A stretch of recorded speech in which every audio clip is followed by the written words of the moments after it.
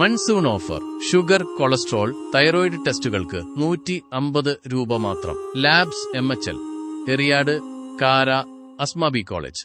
മാടവന തൈത്തറ ശ്രീ ദുർഗാ ഭഗവതി ക്ഷേത്രത്തിൽ വിദ്യാഗോപാല മന്ത്രാർച്ചനയും പൊങ്കാല സമർപ്പണവും നടന്നു. മാടവന തൈത്തറ ശ്രീ ദുർഗാ ഭഗവതി ക്ഷേത്രത്തിലെ പ്രതിഷ്ഠാദിനാചരണത്തിന്റെ ഭാഗമായാണ് വിദ്യാഗോപാല മന്ത്രാർച്ചനയും പൊങ്കാല സമർപ്പണവും നടന്നത്.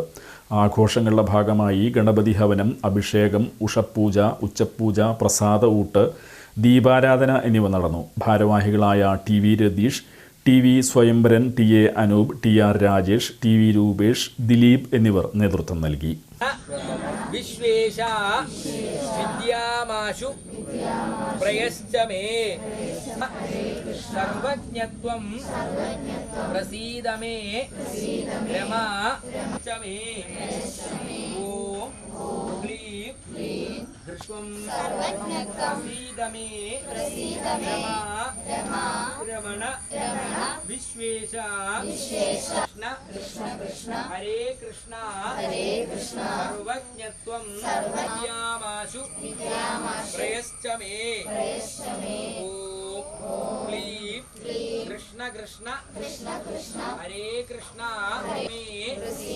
രമാ രമണ വിശ്വേശ വിദ്യാമാശു സർവജ്ഞത്വം പ്രസീദ പ്രയശ്ചമേ ഓം സർവജ്ഞത്വം പ്രസീദമേ രമാ രമണ ഓം ക്ലീം കൃഷ്ണ സീദമേ രമാ രമണ പ്രയശ്ചമേ ഓം ഹരേ കൃഷ്ണ സർവജ്ഞത്വം ചമേ.